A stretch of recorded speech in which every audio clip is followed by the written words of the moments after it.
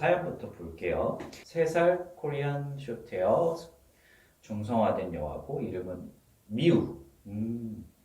아이가 어느 순간부터 이식증이 있었는데 점점 더 심해져요. 2년 전쯤에 고무줄을 먹은 걸로 계속 구토하여 병원을 다녀온 적이 있었는데 이후에 고무줄뿐 아니라 끈이나 마스크 끈만 보이면 다 입으로 가져갑니다. 그렇게 시작된 이식증이 점점 더 심해져서 속옷이나 티셔츠, 바지 등도 다 뜯어놓거나 먹고 이제는 먹을 수 없는 것 빼고 다 먹는 것 같아요. 둘째 이식증을 알게 된 이후부터 모든 물건을 다 숨기고 최대한 먹을 만한 게 없도록 엄청 주의합니다. 정말 거의 모든 것을 숨겼다고 생각했어요. 또 주의를 돌리고자 꾸준히 사냥놀이나 행동풍부와 장난감들도 사줬습니다. 그런데 이렇게 주의를 해도 결국 얼마 전에 사건이 터졌어요. 첫째 최애 장소인 첫째 이동장 바닥에 깔려있는 매트를 뜯어 먹어버린 건데요. 첫째가 종종 안에 들어가 휴식을 취하는 이동장이 있는데 집에 아무도 없는 사이에 가족이 퇴근하고 와보니 이동장과 찍찍이로 붙어있던 매트가 바깥에 나와 있어 살펴보니 매트를 둘째가 먹은 겁니다. 급하게 동물병원에 가 엑스레이, 초음파 다 찍고 결국 위내시경까지 진행하여 겨우 빼냈어요. 아이가 평소에도 좀 예민하고 성격이 있는 편이라고 고생했을 거예요. 하지만 아이는 그렇게 고생한 이후에도 뭔가 계속 입에 넣을 무언가를 찾고 있는 중입니다. 어떻게 하면 좋을까요? 고양이들 이식에 대해서, 이식증에 대해서는 여러 가지 상황들이 있습니다. 보통은 한 번쯤은 새끼 고양이일 때 호기심에 이를테면 실을 먹는다거나 아니면 장난감을 뜯어 먹다가 고양이 구강 구조상 입 안에 이제 미늘, 사상유두라는 이 까칠까칠한 부분이 다 목구멍을 향해서 나 있기 때문에 처음에 호기심에 핥았는데 이게 한번 걸리고 사람은 뱉잖아요. 근데 고양이들은 이렇게 하는 순간에 점점 안으로 밀려 들어가는 이런 상태가 돼서 이런 이식증적인 요소 한두 번은 생길 수는 있어요. 이거를 어떤 질병적인 이식증이라고 하지는 않습니다. 왜냐하면 이 고양이들은 조금만 주의를 기울이고 나이가 들기 시작하면 이런 문제를 발생하지는 않거든요. 근데 우리가 보통 이식증이 질병적인 측면이다라고 판단하는 경우는 정말 틈만 나면 다 뜯어먹어요. 눈에 보호자가 말씀하신 것처럼 진짜로 못 먹는 거 빼면 다 먹는다. 다 치웠다고 생각했는데 어느 순간에 이게 왜 얘가 변해서 이게 나오지? 정말 기상천외한 걸 또 먹었다. 눈에 보이는 끈 종류만 있으면 다 먹는다. 또는 옷을 재단하듯이 그냥 구멍을 다 뚫어서 다 뜯어 먹는다. 계속 반복적인 이식행위를 할 때 이거를 이식증이라고 우리가 이제 보통 판단을 하고요. 그리고 이런 이식 행동을 보이는 게 경우에 따라서는 건강상의 문제인 경우도 있습니다. 이를테면 그냥 피카라고 해서 우리가 흔히 아는 뭐 빈혈적인 요소가 있을 때 고양이들이 벽을 핥는다거나 아니면 벤토나이트 모래를 먹는다거나 이런 식으로 광물들을 섭취하는 형태의 이식 행위도 보일 수가 있고, 그게 아니면 지금 사연 보내주신 부분의 내용에서는 저는 좀 더 강박증적인 요소, 말 그대로 좀 더 정신적인 부분에 문제가 있다라고 보시는 거예요. 행동학적인 요소. 그냥 어떤 거를 자기가 좀 좋아할 만한, 예를 들어 끈 종류 또는 천 종류 이런 것들을 봤을 때 무조건 물어뜯고, 매트 종류도 포함되겠죠. 이걸 물어뜯고 집어삼킬 때 불안감이 해소된다거나 또는 만족감 또는 행복감, 그러니까 긍정적인 감정이 생기는 거죠. 이걸 안 하면 막 안절부절 못하겠고, 보이기만 하면 이거를 할 때는 조금은 마음이 편안해지는 이런 식의 어떤 강박증적인 요소가 있는 경우, 그게 아니면 유전적 소인으로 샴고양이들 그런 경우가 많은데 울 서킹 신드롬이라고 해서 울 재질만 보면 무조건 쭉쭉쭉 빨아서 이거를 계속 삼키는 형태, 이건 그냥 종특이적인 요소예요.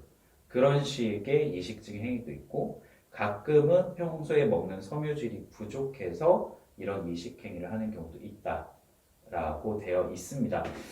일단은 지금 미유 같은 경우는 만약에 기본적인 어떤 건강상의 이유가 없다라고 하면 강박증에 의한 이식행위를 하고 있는 거고요. 이런 이식행위에 대한 기본 첫 번째 접근은 네, 다 치우는 거예요. 보호자분이 아이가 씹어 삼킬 수 있는 가능성의 것을 앞에 놓아두고 이거를 너가 유혹에 넘어가지 마가 아니고 유혹에 빠지지 않도록 그걸 그냥 먼저 치우는 게 우선순위입니다. 환경의 변화를 먼저 시켜주는 게 보호자의 우선순위이고요. 그리고 대신에 그러면 대신 씹어도 되는 거를 제공하는 게 두 번째예요. 대체 행동을 줘야 돼요. 이 친구가 왜 씹죠? 강박적으로 씹어야 마음이 편안하니까 이걸 씹는 거잖아요. 씹고 먹는 거잖아요. 그러면 씹고 먹어도 되는 종류의 대신의 것을 제공을 해야 이 친구의 심리적인 행동학적인 요소에서 그 불안감을 해소시켜 줄 수 있기 때문에 이를테면 고양이 씹는 어떤 껌류 또는 사료 중에 덴탈 관리 목적으로 되게 커다란 알갱이로 여러 번 씹어야지 먹을 수 있는 그런 처방식 사료나 간식류들을 제공을 하는 게 1차적인 접근입니다. 그리고 그 다음에 더 뭔가 강박적인 요소는 아이가 충분한 자기 에너지 레벨을 해소시키지 못하고 있을 때도 나타날 수 있는데 보호자분께서 단순한 사냥놀이를 해준다? 이걸로 해소될 만한 상황은 절대 아닙니다. 이거 그냥 최소한이에요. 최소한이고 보통 이런 상황에서는 바로 아이가 하루 먹는 사료량의 뭐 50% 이상을 먹이 퍼즐을 활용해서 사료 급여를 하게 되고 그리고 이 50%의 사료마저도 집안 곳곳에 군데군데 숨겨둠으로써 거의 하루 종일 나는 배가 고프다. 먹을 걸 찾아다녀야 된다. 끊임없이 강박증적인 요소에 집중하기보다는 자기 배고픔을 해소하기 위해서 먹을 것을 찾아다니는 형태로 환경 수정을 해 주어야지 그나마 지금의 어떤 이식행위, 강박증에 의한 이식행위를 줄일 수가 있습니다. 이렇게 줄여줘도 아이가 평소에 좋아하는 마스크끈을 바닥에 던져놓는다. 그러면 자기 먹을 사료를 찾아서 집안을 헤매다가 그 끈을 보면 이 친구는 무조건 다시 먹습니다. 왜냐하면 이거에 대해서 뭐 밝혀진 바는 없지만 저는 좀 더 어떤 선천적인 요인에 의해서 이 이식행위가 어떤 아이의 어떤 스트레스나 어떤 만족감을 채워주는 행위로 좀 고착화됐다. 왜냐하면 지금까지 제가 상담을 하고 치료를 했던 친구들이 대부분 그런 모습이 있었기 때문에 좀 더 그런 부분으로 저는 생각을 하고 있거든요. 그리고 이 치료의 목표는 100% 개선이 아니에요. 지금 보이는 이식 행동에 대한 부분이 70% 정도라도 개선되면 거의 완치의 개념으로 볼 수가 있습니다. 그리고 경우에 따라서는 항우울제와 안정제를 병행해서 사용할 수도 있다라는 점까지 생각하시면 될 것 같습니다. 일단 뭐 보호자분한테 정리해서 말씀드리자면 지금의 원인이 정확히 어떤 건지 판단을 하셔야 돼요. 일단 건강 상태에 대해서 배제하셔야 되고요. 그리고 건강상의 문제가 없다라고 하면 일단은 지금보다 더 철저하게 아이가 뜯어먹을 수 있는 것들을 다 수납 공간으로 밀어 넣으셔야 되고 그리고 대신 아이가 뜯어먹어도 되는 류의 것들을 추가 제공하셔야 되고 하루 급여 사료량의 50% 이상은 먹이 퍼즐 및 집안 곳곳에 숨겨두는 형태로 제공을 하셔야지 최종적으로 아이 이식 행위를 70% 정도까지 개선시킬 수 있다로 생각하시면 됩니다.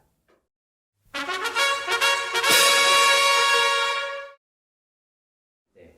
만약에 이식증에 대해서 만약에 진료를 보게 된다라고 하면 꼭 기억을 하셔야 되는 게 처음 말씀드렸던 것처럼 아이가 혹시라도 빈혈적인 요소 이런 부분에 문제가 있는지 봐야 되고 아이가 평소에 좀 사료 섭취나 이런 부분에 있어서 섬유질 섭취에 좀 부족함이 있을 수 있는지 그리고 만약에 그런 가능성이 있다라고 하면 캣글라스를 제공한다거나 또는 섬유질이 풍부한 처방식 사료 또는 보조제 같은 거를 추가 급여를 하면서 어떤 상태 개선의 부분이 있는지 관찰하는 거는 그냥 깔고 가는 겁니다.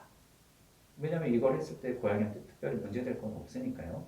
이건 끌고 가는 거고 이런 모든 요소가 진행을 했는데도 아예 이식행위, 집착적인 부분이 계속해서 관찰이 된다라고 하면 그때부터는 강박증적인 요소로 봐야 되고요. 이런 경우에 대해서는 보호자 교육이 사실 첫 번째, 두 번째, 세 번째보다 제일 중요해요.